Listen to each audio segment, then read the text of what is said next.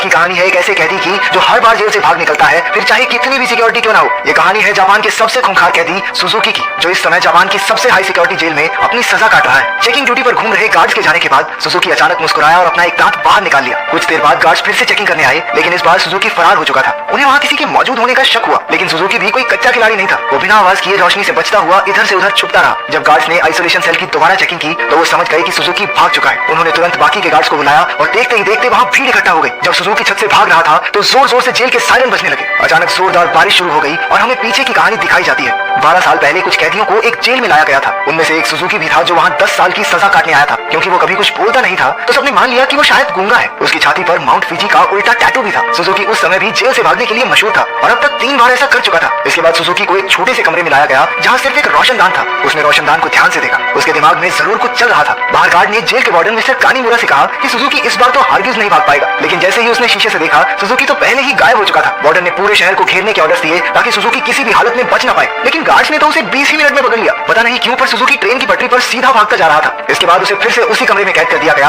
लेकिन इस बार उसके हाथों में हथकड़ियां थी। जब एक गार्ड ने अंदर झांक कर देखा तो सुजुकी मुंह पर चादर ओढ़े सो रहा था। गुस्से में उसने सुजुकी को चादर हटाने को कहा क्योंकि वो कोई चांस नहीं लेना चाहते, लेकिन जब बार बार कहने पर भी उसने चादर नहीं हटाई तो गार्ड्स ने मिलकर उसकी बुरी तरह पिटाई की। अगली सुबह वार्डन ने सुजुकी के सारे पुराने रिकॉर्ड्स निकाले। ध्यान से पढ़ने पर उसे पता चला कि जब भी सुजुकी जेल से भागता है तो हर बार वो ट्रेन की पटरी पर ही पकड़ा जाता है। रात को वार्डन गार्ड्स के साथ चेकिंग पर निकला। वो सुजुकी के सेल में पहुंचकर हैरान रह गए क्योंकि उसने किसी तरह अपनी हथकड़ियां खोल दी थी। गुस्से में गार्ड्स ने उसे मारते हुए पूछा, कैसे खोली हथकड़ियां? हाँ, कैसे खोली हथकड़ियां? लेकिन हमेशा की तरह सुजुकी चुप रहा। एक बार फिर से उसकी जमकर धुलाई हुई। एक दिन सुजुकी एक छोटी सी तार से खेल रहा था जिसे किसी तरह छुपाकर वो जेल के अंदर ले आया था। सवाल ये उठता है कि वो इस तार को अंदर लाया कैसे? मुंह में छुपा के? ना, गू में छुपा के। इसी तार की मदद से वो अपनी हथकड़ियां खोलता था। कुछ दिन बाद वार्डन एक हफ्ते की छुट्टी पर अपने घर चला गया। अब सुजुकी के पास भागने का बहुत अच्छा मौका था। उसने अपनी तार निकाली और ताला खोलने की कोशिश की। जल्द ही वहाँ एक गार्ड चेकिंग के लिए आ गया। उसने झांक कर देखा कि सुजुकी फिर से अपना मुंह ढककर सो रहा था, लेकिन इस बार गार्ड बिना कुछ कहे चला गया। लेकिन असलियत तो ये थी कि सुजुकी अंदर था ही नहीं। वो तो छिपकली बनकर छत से चिपका बैठा था। वो जेल से भागने के लिए सही मौके के इंतजार में था। गार्ड के जाने के बाद वो धीरे धीरे ऊपर तक पहुंच गया। उसने छत की एक खोखली जगह पर मुक्का मारा और वहाँ से भाग निकला। जब गार्ड्स को पता चला तो उन्होंने तुरंत सायरन बजा दिया। वार्डन को भी खबर पहुंचा दी गई और वो तुरंत जेल के लिए निकल गया। अगली सुबह पुलिस वाले सुजुकी को पकड़ने का प्लान बना रहे थे, तभी वार्डन भी वहाँ पहुंच गया। उसने कहा कि सारे प्लान छोड़कर सिर्फ एक टीम पास की ट्रेन की पटरियों पर भेज दो। ऑफिसर्स को भी लगा, अरे बूढ़ा हो गया वार्डन, दिमाग सटिया गया इसका, अरे वो पागल थोड़ी है, हर बार सेम जगह जाएगा। लेकिन जब वार्डन ने उन्हें विश्वास दिलाया कि उसे 100% भरोसा है कि सुजुकी वहीं मिलेगा तो उन्होंने उसकी बात पर भरोसा करके टीम भेज दी और उसकी बात सच भी निकली। सुजुकी को एक बार फिर से ट्रेन की पटरियों पर पकड़ लिया गया। जेल से निकलने में तो ये चाचा चौधरी बन जाता है, कंप्यूटर से तेज दिमाग। बाद में क्या हो जाता है इसे? क्योंकि वार्डन की सूझबूझ की वजह से सुजुकी पकड़ा गया तो उसके काम से खुश होकर उसे प्रमोट कर दिया गया। अब वो एक बड़ा ऑफिसर बन चुका था जो देश की सारी जेलों में जाकर कैदियों की हालत की चेकिंग करता था। उधर सुजुकी एक बार फिर से भाग निकला और फिर से पटरियों पर पकड़ा गया। हर साल उसे एक नई जेल में भेजा जाता जिसमें और ज्यादा टाइट सिक्योरिटी होती, लेकिन वो हर जगह से बचकर निकल जाता था। इसी वजह से मीडिया ने उसे स्टार भगौड़े का खिताब दिया और वो पूरे देश में मशहूर हो गया। 12 साल बाद उसे सेंट्रल जेल में लाया गया। यहाँ वो कड़ी सिक्योरिटी में था क्योंकि 10 गार्ड सिर्फ उसी पर निगरानी रखने के लिए खड़े थे। उसका कमरा भी पूरी तरह सीमेंट से बना था और दरवाजे पर कई ताले थे। ये वही आइसोलेशन सेल है जो हमने कहानी की शुरुआत में देखा था। गार्ड्स के जाने के बाद सुजुकी ने चारों ओर नजर दौड़ाई। वो एक बार फिर से भागने की तैयारी में था। एक गार्ड ने खाना लाकर उसके सेल में रखा,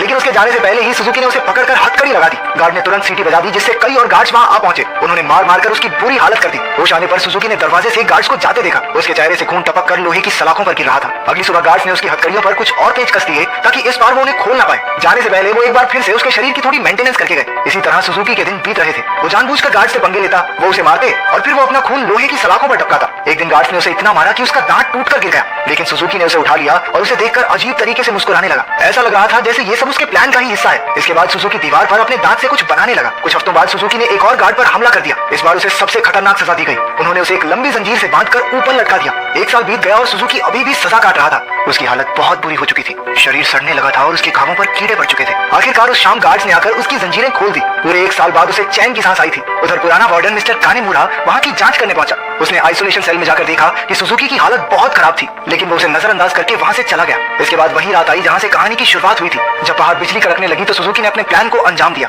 उसने अपना दांत निकाला और हथकड़ियों के पेंच खोलने लगा। असल में सुजुकी दीवार पर दांत से कुछ बनाता नहीं था, बल्कि वो तो उसे घिस घिस कर तीखा कर रहा था ताकि उसके इस्तेमाल से पेंच खोल सके। हथकड़ियों से आजाद होकर उसने दरवाजे पर जाकर लोहे की सलाखों को धक्का देना शुरू किया। लगातार खून टपकने की वजह से सलाखों पर जंग लग चुका था। कुछ ही पलों में सलाखें टूट गई और सुजुकी जेल से फरार हो गया। इसके बाद सुजुकी के जन्म की कहानी बताई गई। उसके पैदा होते ही उसकी माँ की मौत हो गई थी और उसका बाप जेल में सड़ रहा था। इसी वजह से वो अपने रिश्तेदारों के घर पला। एक दिन सुजुकी जंगल में प्रैक्टिस कर रहा था जब उसे दूर से एक आदमी आता दिखाई दिया। ये कोई और नहीं उसका बाप था। उन्होंने कुछ समय बातें की और तभी उसने अपने पिता की छाती पर माउंट फिजी का एक टैटू देखा। बदकिस्मती से जल्द ही वहाँ कुछ पुलिस वाले आ गए जो सुजुकी के पिता को पकड़ना चाहते थे। वो उन्हें देखकर रेल की पटरी पर सीधा सीधा भागने लगा। इस दिन सुजुकी ने कसम खाई कि एक ना एक दिन अपने पिता से जरूर मिलेगा। वर्तमान समय में सुजुकी फरार होकर एक बार फिर से पटरियों पर दौड़ रहा था। मिस्टर कानीमुरा ने पीछे से उसे रुकने के लिए आवाज दी और हैरानी की बात यह थी कि वो रुक भी गया। कुछ ही देर में गार्ड्स की एक टीम आकर उसे पकड़कर ले गई।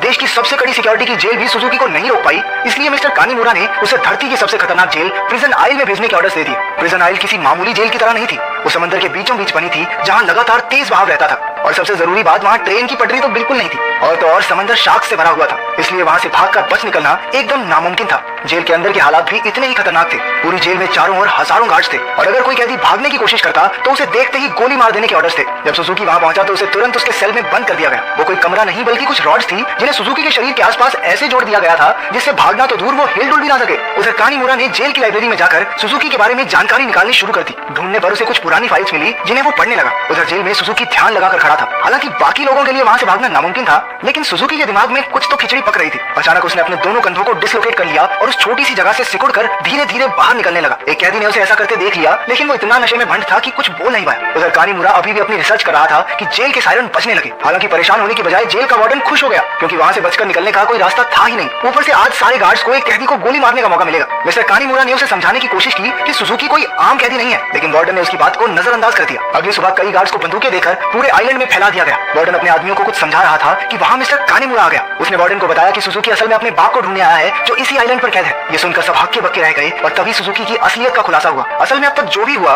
वो सब सुजुकी के प्लान का एक हिस्सा था। वो बार बार जेल से भागकर जानबूझकर पकड़ा जाता था ताकि आखिरकार प्रिजन आइल तक पहुंच सके। उसका असली मकसद था अपने पिता को आजाद करवाना। आखिरकार सुजुकी अपने पिता से मिला और एक दूसरे को इतने साल बाद देखकर दोनों खूब रोए। बदकिस्मती से मिस्टर कानीमुरा वार्डन और बाकी के गार्ड्स के साथ वहीं आ रहा था, लेकिन उनके पहुंचने से पहले ही सुजुकी उस बूढ़े आदमी के साथ गायब हो गया। सुजुकी अपने पिता को आइलैंड के छोर तक ले आया। उसने पहले से ही वहाँ एक पैराग्लाइडर तैयार कर रखा था। दोनों पैराग्लाइडर पर चढ़े और दूर उड़ गए। दूसरी ओर मिस्टर कानीमुरा ने एक बूढ़े आदमी से बात करने की कोशिश की जो सुजुकी के पिता के साथ ही कैद था। तभी उसने माउंट फिजी का एक टैटू उस आदमी की छाती पर देखा, जिसका सीधा मतलब ये था कि इतने सालों की कड़ी मेहनत के बाद भी सुजुकी गलत आदमी को लेकर भाग गया। अब इससे बुरी किस्मत तो किसी की नहीं हो सकती।